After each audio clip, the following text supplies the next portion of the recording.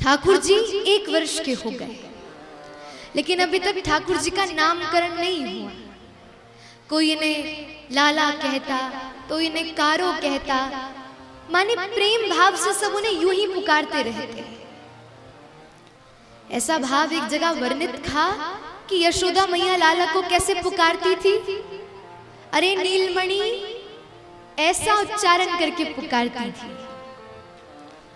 नंद बाबा बोले, अरे काफी समय है गयो, लाला 1 वर्ष का है गयो, लेकिन अभी तक नामकरण ना भयो। तभी उसी समय गोकुल में श्री गर्गाचार्य जी का आगमन हुआ।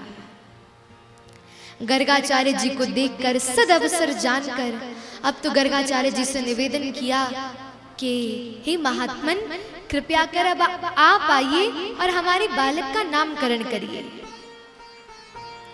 गर्गाचार्य जी बोले, नंद बाबा, हमने आपकी चर्चा खूब सुन रखी। बोले क्यों? बोले लाला उबासी भी लेता है तो भी आप उत्सव मनाते हैं। अरे मैं वसुदेव जी का कुल पुरोहित हूं, लेकिन यदि नामकरण हुआ, उत्सव मनाया गया, तो कंस के कान में यदि ये खबर पहुंच गई तो कंस मुझे नहीं छोड़ेगा। इसलिए यदि मुझसे नामकरण करवाना है तो बिल्कुल एकांत में करवाओ। नंद बाबा बोले ठीक है। बोले कल प्रातः हम गौशाला में बैठकर लाला का नामकरण करेंगे। भाव सुनिश्चित हो गए। अब एक रात्रि के लिए गर्गाचार्य जी रुक गए। गर्गाचार्य जी कैसे संत थे? स्वपाकी, स्वयं बनाकर फिर पाते थे। तो मैया से कहा कि बढ़िया तुम व्यवस्था कर दो, गौ के गोबर से लेपन करके शुद्ध कर दो और सामग्री दे दो, मैं स्वयं बना लूंगा। तो मैया ने बढ़िया सा एक कोने में बढ़िया सा गोबर का लेपन करके एकदम व्यवस्था कर दी और खीर बनाने की सामग्री नंद बाबा को दी, गर्गाचार्य जी को दी। अब गर्गाचार्य जी बैठे थे, बढ़िया से सर्वप्रथम अपने शालिग्राम जी को निकालते डिबिया से और उन्हें निकालकर बढ़िया से आसन बिछाकर पधरा दिया। और उधर गर्गाचार्य जी सामग्री बनाने में लग पड़े। खीर बनाने के लिए बढ़िया दूध काढ़ने लगे, बढ़िया मिश्री, बढ़िया मेवा, चावल, क्या क्या सामग्री डालने लगे और बढ़िया से बनाकर एक खीर सिद्ध कर दी। खीर सिद्ध करके ठाकुर जी के सम्मुख रखी। भोग कैसे पधराया जाए? कहते हैं ना, ठाकुर जी को सदैव पर्दे में भोग पधराना चाहिए। क्यों? क्योंकि हमारे सामने ठाकुर जी सहज नहीं होते। वृंदावन की रीति का ये भाव है कि जितने पात्रों में भोजन बड़ा बना होता है वो पात्र ठाकुर जी के सामने रख देते हैं। क्यों? क्योंकि जैसे पर्दा होता है सोई ठाकुर जी अपने ग्वाल बाल सखा सबको प्रकट कर लेते हैं और सबके संग मिलकर प्रेम से पाते हैं। अरे देखो आज मेरे अर्चक ने क्या बनाया, अरे आज तो खीर बनी है, आज रबड़ी बनी है, आज पूरी बनी है, ऐसा भाव। तो गर्गाचार्य जी ने क्या किया? ठाकुर जी के सामने खीर पधराई, मंत्र बोला, त्वदीय वस्तु गोविंदम तुभ्यमेव समर्पयेत् गृहाना सुमुखो भूत्वा प्रसीद परमेश्वरा। जैसे पात्र रखा, नेत्र बंद किए, बोले प्रभु 108 बार मैं माला करूंगा फिर नेत्र खोलूंगा, तब तक आप प्रसादी पा लीजिए। अब जैसे ही नेत्र बंद किए, सोई हमारे लाला के हृदय में चिंतन आने लगा। अब छोटे से हैं, बोलते तो नहीं, लेकिन दोनों भाई आपस में इशारे से बोलते हैं। अरे भैया, या जो नया बाबा आयो है ना घर पे, या बाबा ने मुझे पुकारो है भोग लगाने के लिए। दाऊ भैया बोले, अरे लाला जा, चला जा, यदि तुझे बुलाया है तो चला जा। बोले हाँ भगवान को भोग लगाया है, मैं भी तो जय जय हूं। अरे अभी आया प्रसादी पाकर। छोटे से लाला अभी घुटमुन चलते हैं, सोई घुटमुन चल के सीधे पहुंच गए गर्गाचार्य जी के कक्ष में। पात्र पकड़ा, गोद में बिठाया और बढ़िया से, कोई चम्मच भी नहीं लिया, हाथ कोई डिबो कर बढ़िया से खीर पा रहे हैं।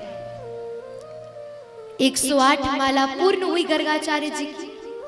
नेत्र खोला, देखा रे सामने तो खीर है ही नहीं। बगल में देखा तो नन्हे से लाला, पूरे मुख पे खीर लगी है, पूरे हाथ भरे हैं, पूरे अंग पे खीर गिरा रखी है। गर्गाचार्य जी बोले अरे यशोदा देख जल्दी, कहा क्यों तेरे लाला ने? यशोदा मैया भाग कर आई, अरे का भयो?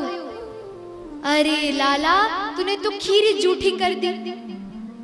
गर्गाचार्य जी बोले अरे कोई बात नहीं, छोटा सा लाला है, लाला से ही गलती होती है तो किससे होगी? अरे कोई बात नहीं, इसे ले जाओ, मैं फिर से बना लेता हूं। मैया मन में सोचने लगी अरे गर्गाचार्य जी या लाला ने बड़ी कृपा करी।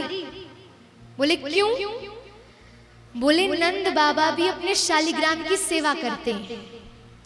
अब जब कभी लाला देखे कि ये शालिग्राम जी तो बढ़िया घी में स्नान करे, बढ़िया शहद में स्नान करे, तो दूर से सोचे कि अरे ये तो गुलाब जामुन है।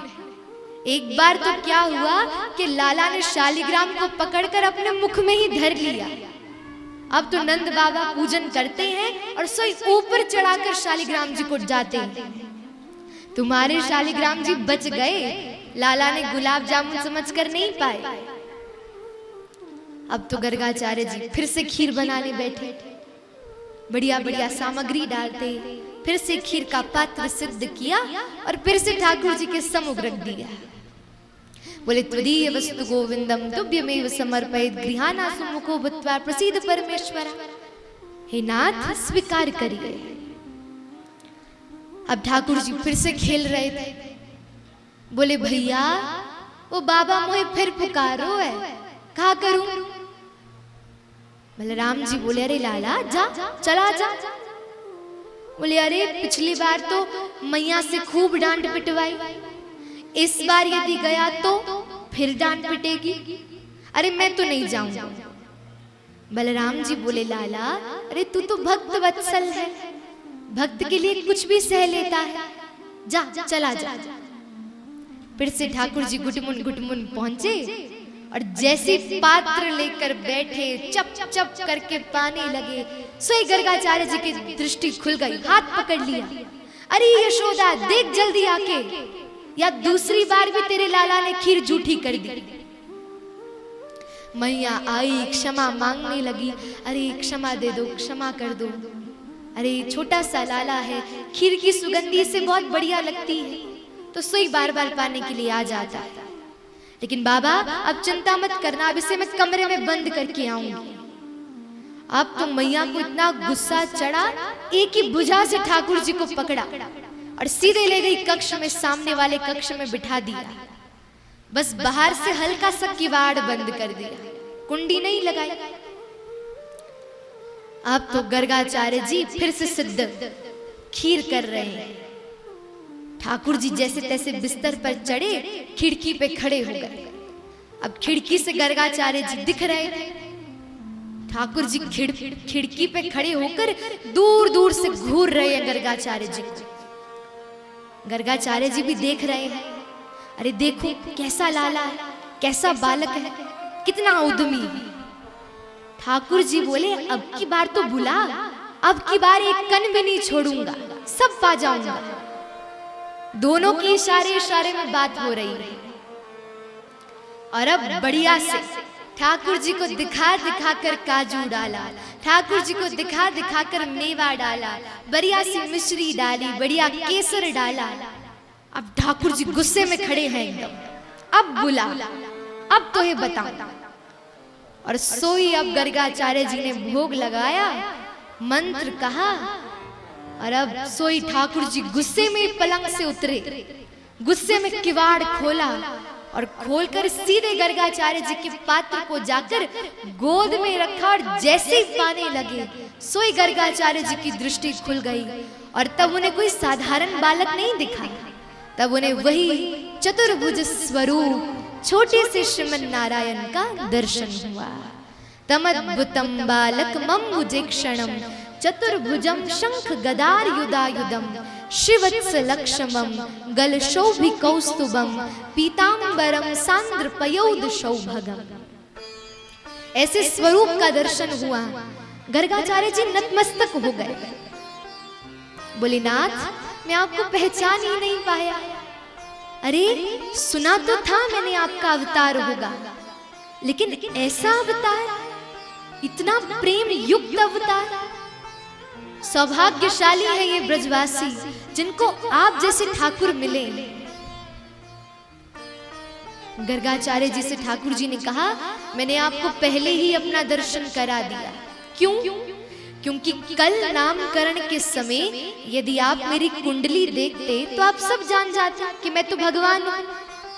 और मैया से यदि कह देते तो जिस लीला के लिए मैं आया वो लीला नहीं हो पाती। मैया मोकू मंदिर में दे आती और 3 समय मेरी पूजा होती, 3 समय मुझे भोग लगता। अरे मुझे ये सब प्रिय नहीं, मुझे तो ये प्रिय है कि ये ब्रजवासी सदैव मुझे अपना लाला माने। इसलिए तो बाहर का कोई व्यक्ति वृंदावन जाए तो वो तो कहेगा हमारे ठाकुर जी, लेकिन ब्रजवासी के मुख से सुनो तो हमारे लाला, राधा रमन लाल, शिवांगी बिहारी लाल, राधा वल्लभ लाल। ये लाल का मतलब क्या है? लाला, पुत्र। हम तो श्री राधा रानी को श्री राधा रानी कहते हैं, लेकिन ब्रज में जाओ वहां पे भी यही कहते हैं, श्री लाडली जी। क्यों? क्योंकि उनके प्रति कोई प्रभुत्व भाव नहीं है, मानो वो उनके ही सदस्य है। और तब गर्गाचार्य जी ने अगले दिन प्रातः दोनों बालकों का नामकरण किया। सब प्रथम रोहिणी के गोद में बैठे बालक का नामकरण किया। अयम ही रोहिणी पुत्रो रमयन सुहृदो गुणै आख्या से ते रामैति बलादिकत्यात् बलम विदु।